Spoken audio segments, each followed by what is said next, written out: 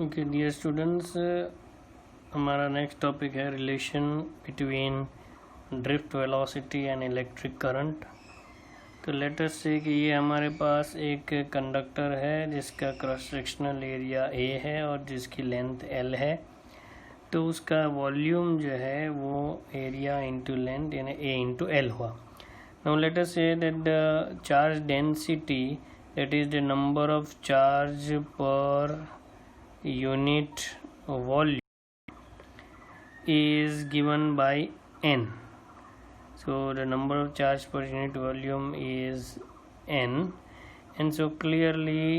this is the number of charge per unit volume, and therefore the total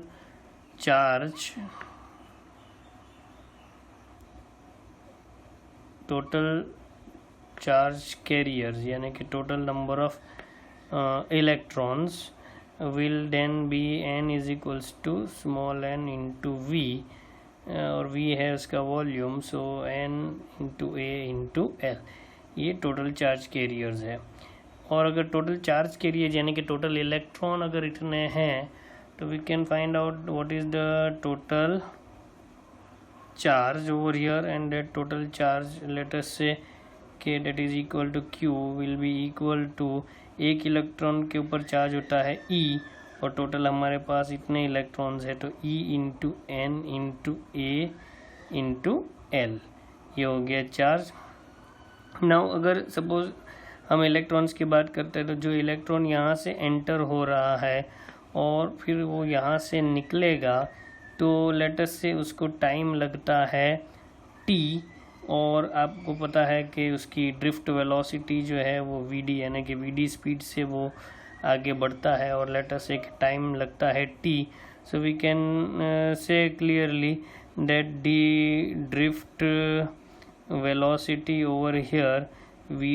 is equals to the displacement, यानी यहाँ से यहाँ जाएगा तो उसका डिस्प्लेसमेंट एल होगा, and time it takes is t, so we can also say that the time taken will be equal to L upon Vd। तो ये हो गया हमारा चार्ज और ये हो गया हमारा time. So we can find out the current which is passing through this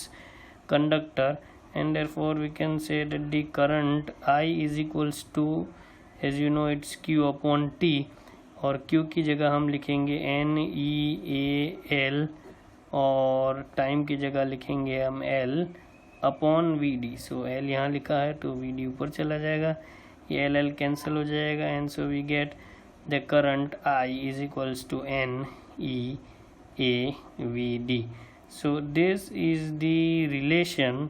between the drift velocity over here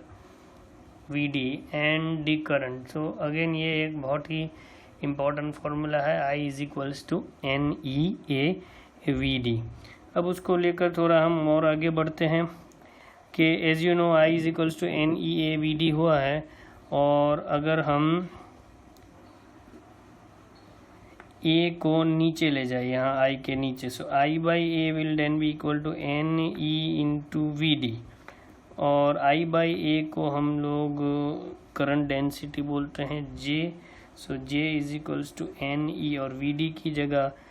हम लोग वापस से जो पहले हमारी फॉर्मूला थी वी डी जो है ई बाई एम इंटू टाउ लिख सकते हैं। यहाँ पर मैंने माइनस साइन को नहीं लिखा है because minus sign just shows that the electron moves in the direction opposite to the electric field. So finally हमारे पास जो आया है वो है J is equals to N E square by M into tau into E।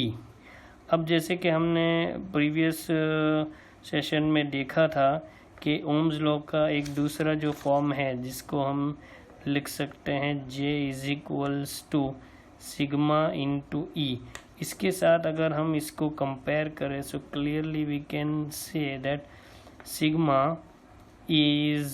equal to n e square by m into tau, and resistivity जो है वो कंडक्टिविटी यानी सिग्मा की रेसिप्रोकल होती है। So we can also say that the resistivity is given by the formula m upon NE² into tau. अब यहाँ से काफ़ी इम्पोर्टेंट चीज़ें पता चलती है, जिसमें से एक इम्पोर्टेंट चीज़ जैसे कि आपको पता है कि हमने पहले बताया था कि resistance depend on the temperature. तो वो टेम्परेचर के ऊपर किस तरीके से डिपेंड होता है वो यहाँ पर हम लोग देख सकते हैं कि you can see that the resistivity over here is inversely proportional to the relaxation time. Relaxation time का मतलब है कि दो कोलिजन के बीच का टाइम, इलेक्ट्रॉन यहाँ से कोलाइड होके फिर वापस निकल के यहाँ कोलाइड होता है, तो ये दो कोलिजन के बीच का जो एवरेज टाइम है उसे हम लोग रिलैक्सेशन टाइम बोलते हैं। अगर ये रिलैक्सेशन टाइम ज़्यादा है तो उसका मतलब है कि रेजिस्टिविटी जो है वो कम है, और अगर रिलैक्सेशन टाइम यानी कि दो कोलिजन के टाइम के बीच का टाइम कम है यानी जल्दी जल्दी कोलाइड करते हैं, तो क्लियर बात है कि ऑपोजिशन ज़्यादा है, इसलिए रेजिस्टिविटी ज़्यादा है। तो जल्दी जल्दी अगर कोलाइड करेंगे तो रिलैक्सेशन टाइम कम होगा, रेजिस्टिविटी ज़्यादा होगी, और अगर रेजिस्टिविटी ज़्यादा है तो रेजिस्टेंस भी ज़्यादा होगा। तो एग्ज़ाम में कई बार ऐसा क्वेश्चन आता है कि how can you say that the resistance is dependent upon the temperature, so this is the way we can explain it.